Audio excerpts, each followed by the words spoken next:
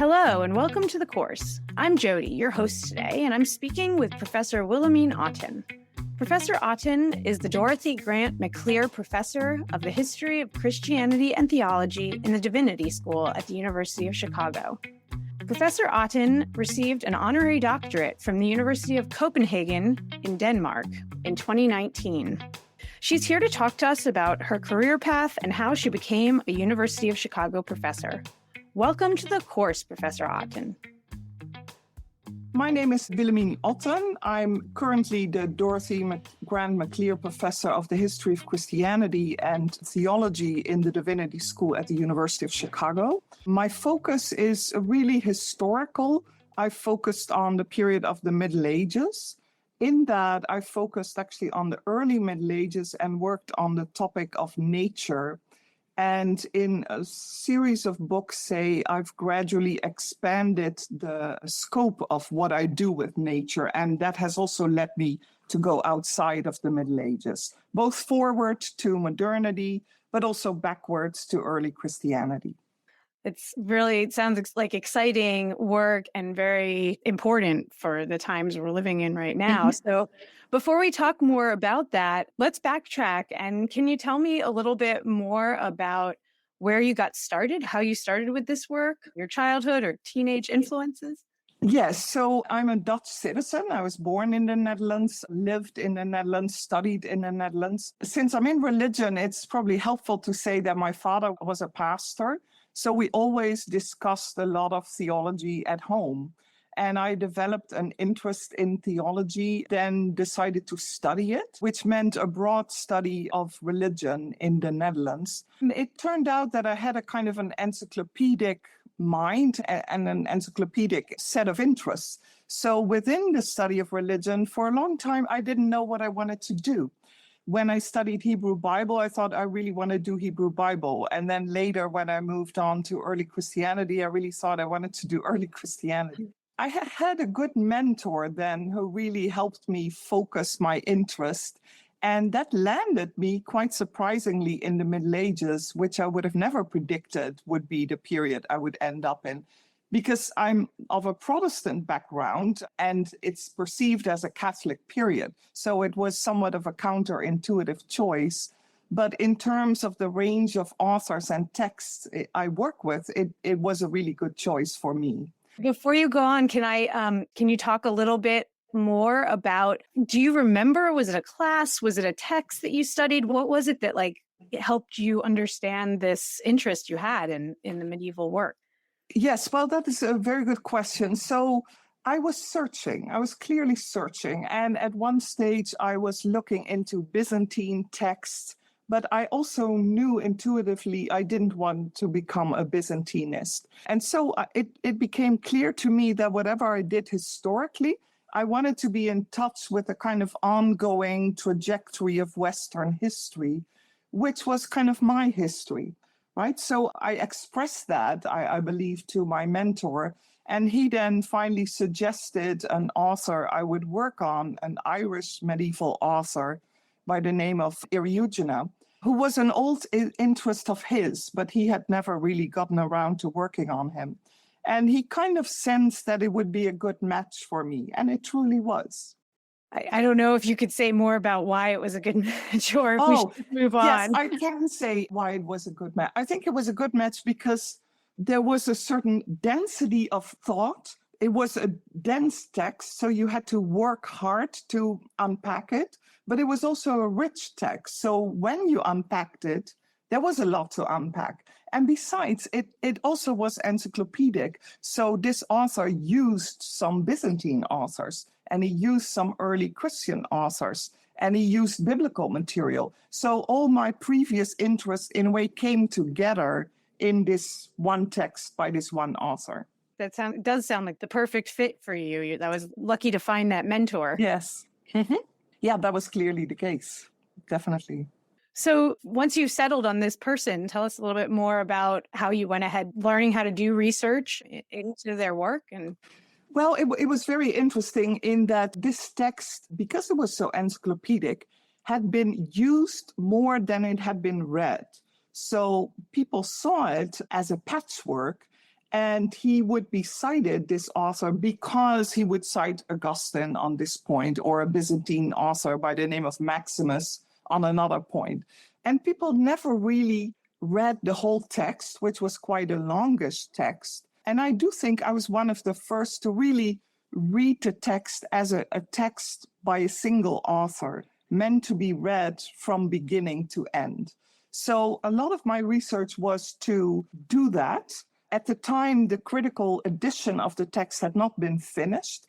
And although I did not do manuscript work myself, I was in touch with the people working on and finalizing at the time the critical edition, so that I would be sure that when I was suspicious of a reading in the old printed text, that I would not base an interpretation on something that would turn out to be a faulty reading in the end, right?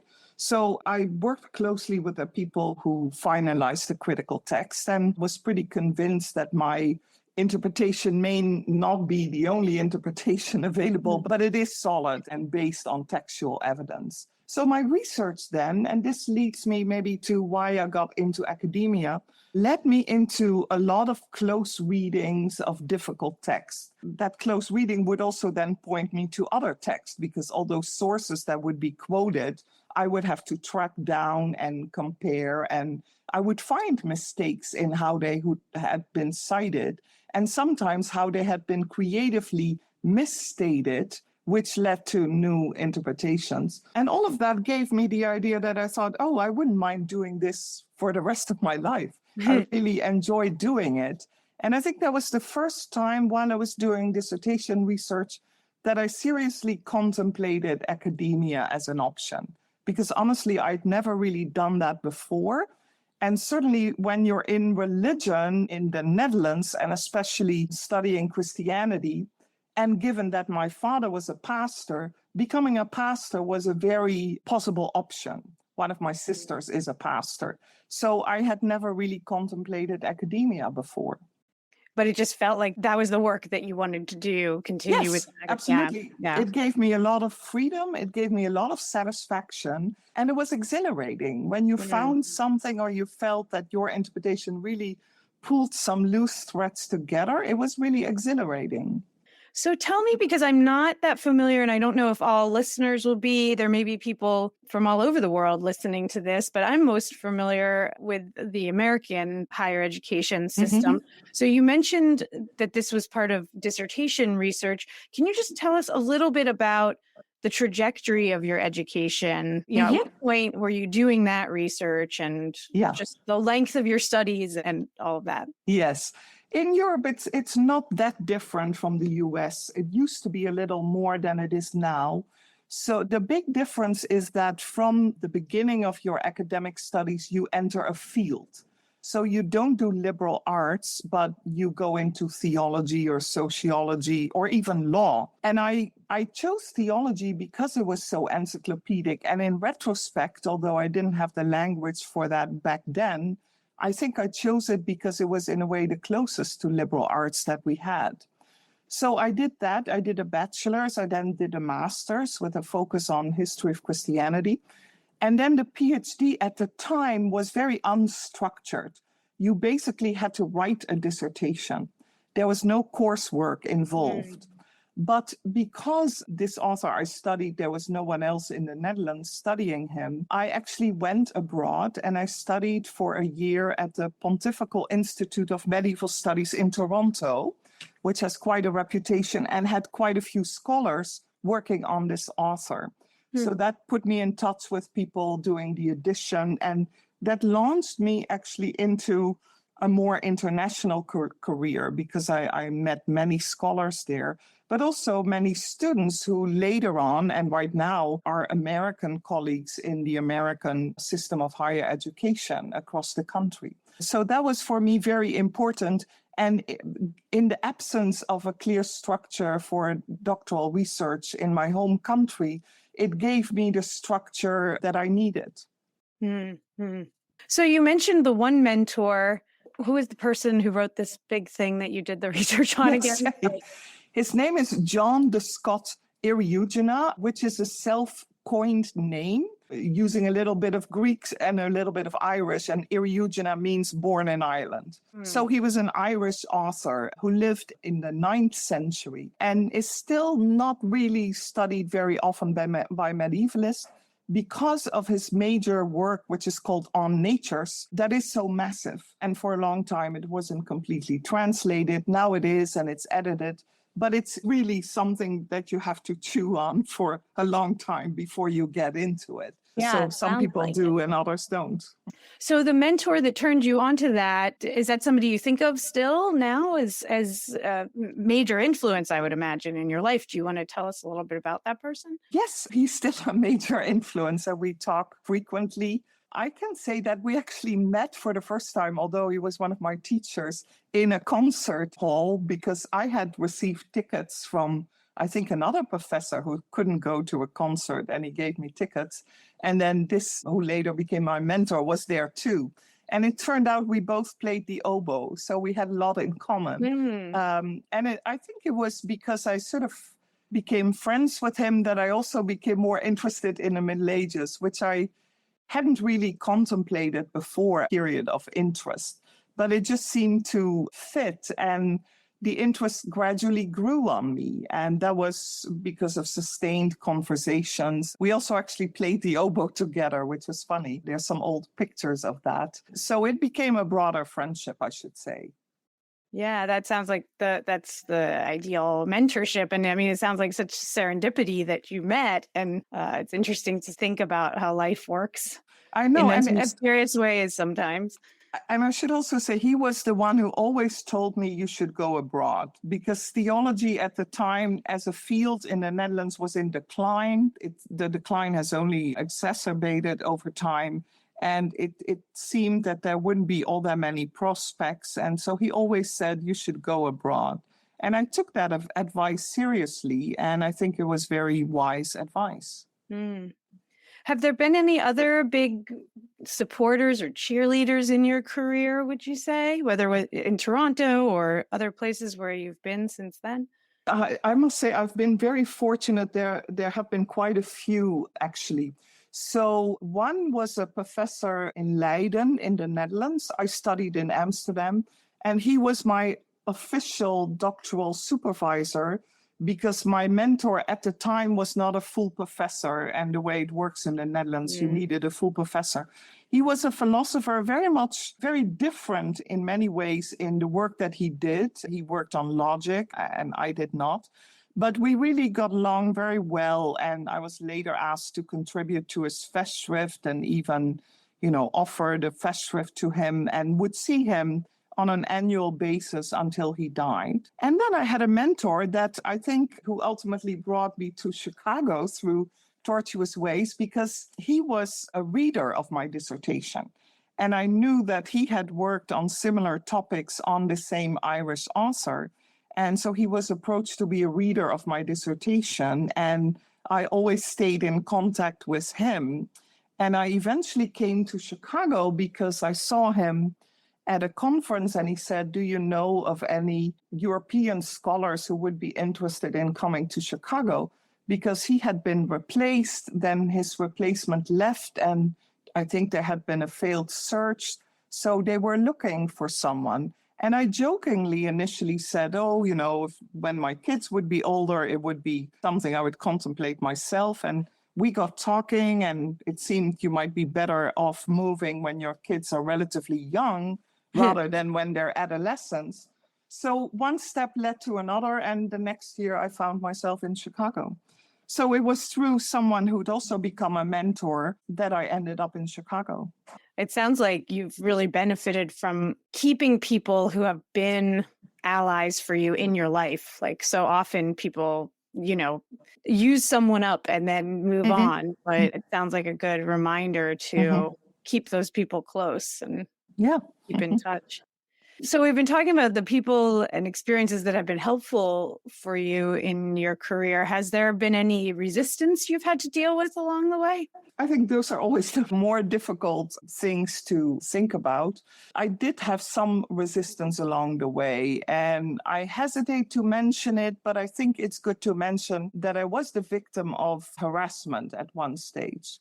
And this was in a time that wasn't even a category. So it was difficult. It became a category then, and it was not a time I think back of fondly. On the other hand, I think it gave me a lot of experience that you can overcome that resistance, because there were years I would think about that every day, and now a year would go by and I wouldn't think about it at all. So I think women always have had to deal with more resistance maybe than men, or this particular kind of resistance. Women meet that more often. But I think that was the only serious resistance that I encountered. And beyond that, it was not so much resistance as it was a set of difficult decisions. For instance, to go abroad and take your family abroad. That is an ideal academic scenario in some ways, but it involves bringing your children and husbands across the ocean. So there are a lot of complications. So let's put it this way. I've had some resistance that I was able, with the help of a lot of good advisors, to overcome. But I think I have had my share of complications that have not always made work easy. Well, it is amazing to think about carrying all of those things at once. And it sounds like you've been able to do that really well. What inspires you to keep going, do you think? That's a very good question. And it's not so easy to answer. I think for me, my family has been really helpful. And I must say, I grew up in a very loving family. And I think of my own family as a loving family. But it just means that you have people around you. I like to make crack jokes at my kids and tease them, and I'm sort of notorious for that. But it gives you a sense of belonging, and it gives you a sense that every day is an interesting day and you can have new adventures. And so keeping it small, in a way, I think I see as the thing that keeps me going. I don't wake up every day thinking that I should now start writing my masterwork, right? I don't think it works that way. But just to sort of continue every day with work that you've started, and then to want to bring it to completion, and do that in the company of people that surround you, who you know you can trust and love, I think that keeps me going. I love that. And I think it would probably be interesting to hear a bit more about your work. Like, what is your work? What is your work life like? Yeah. Well, I mean, a lot of it is just thinking and reading, in some ways boring, one might say. But what I've tried to do in a number of books that I've done is I do see every book as a next step. So my first book was a single author, his idea of nature, and that was a monograph. Then the second book was about a number of authors in the 12th century who were seen as having received the thought of the original author.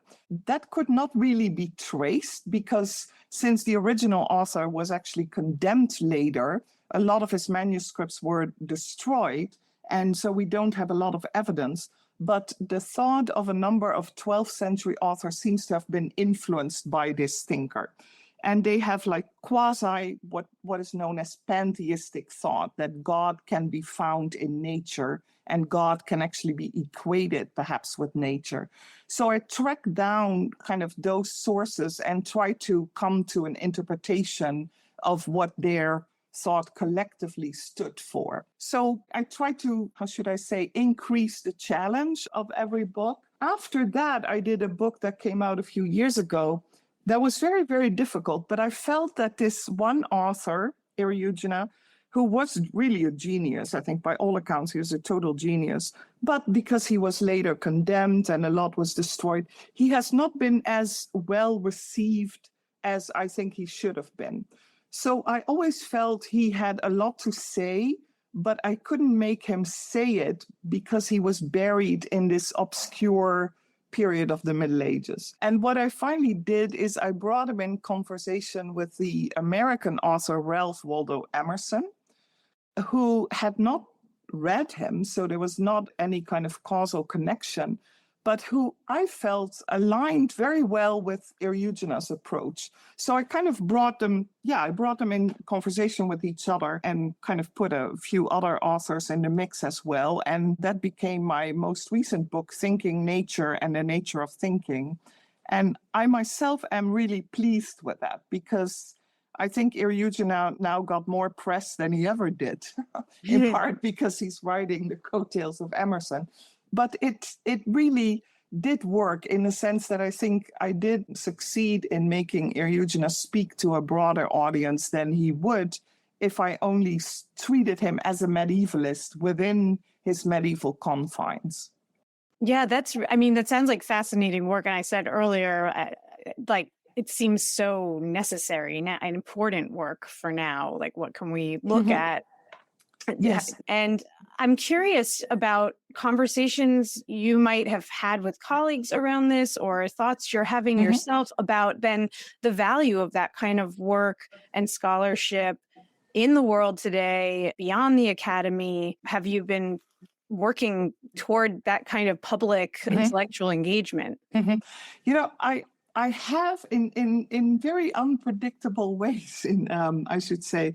I remember when I worked on my dissertation on Eriugena, since he was condemned and then not widely read, even in the Middle Ages, I did have conversations with peers who would say, oh, this is completely irrelevant because nobody read him, so it's not a representative medieval text. And they were fairly dismissive. I always had a confidence that he had something good to say, and that in general, when you have something good to say, it will come out sooner or later, right?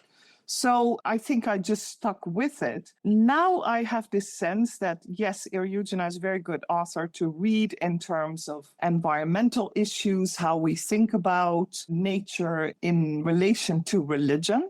And the new book that I hope to start when I'm on leave next year will push this sense of nature even further, in the sense that I do not only now want to concentrate on nature in a, say, scientific or environmental sense, but would also like to think about human nature, and more specifically in terms of women's reproductive rights. Because you may know that in terms of the Supreme Court and the Dobbs decision, that natural theology is often very important for Supreme Court justice. It's a particular kind of Catholic theology, also conservative theology. It hinges on a way of reading a medieval author, Thomas Aquinas. I think you can try and get at this in a different way, which is really my intent. That does not need to lead us to the outcome of the overturning of Roe v. Wade or the Dobbs decision. So it's very interesting to myself, actually, that from an obscure author, I end up with, relevant Supreme Court cases. And it only shows, I think, that if you have an idea that you have found something academically, that you should persist, even although it may seem obscure to people or is not of an immediate relevance that everybody would go for it. So don't always go for the shiny object, because if you keep polishing something that might seem very opaque may actually hide a hidden gem. That seems like really good advice for burgeoning historians and young scholars. Do you have any other advice for people who might be thinking about a career in history or medieval studies? Well, at the moment, it's very difficult, as everybody knows, and I hear around me almost on a daily basis, because the job market is not very good. I can say that when I came out with my dissertation, which was 89, 90, so a long time ago now, the job market, certainly in Europe, was also very bad, which is why I came here. And my mentor at the time said, there's nothing I can do for you. So he was quite clear that I had to find my own way. So in that sense, I feel I was in the same boat as a lot of students are now. So I would say go for the adventure. I do think it will be good for students to go abroad. If you can do a postdoc, try to keep learning. And if it's your passion, try to have the confidence that something may actually materialize. So don't lose hope, I would say. You're not the first generation who struggles with this, but keep focused on what it is you do. I also think that it's kind of ironic that with my somewhat obscure topic, I ended up actually doing quite well. So it's not always clear what you should do because you don't know what the outcome will be. Yeah. It makes me wonder, was there ever a time that you didn't think you were going to make it? I know you talked about the market was really bad and you kept persevering. I mean, did you have any moments where you thought, I should just give up? I had to, because of the peculiar Dutch situation at the time, the hardest time for me was to find employment as a PhD student, because you were not technically a student, but you would have to be hired in some sort of position. And I had a hard time finding one of those positions. So at that time, I really wasn't sure whether I make it into academia. Once I did find that position, I would go joking even to people. I would say, well, I go to Australia to find a job. That was my line. I ended up being in the US rather than Australia.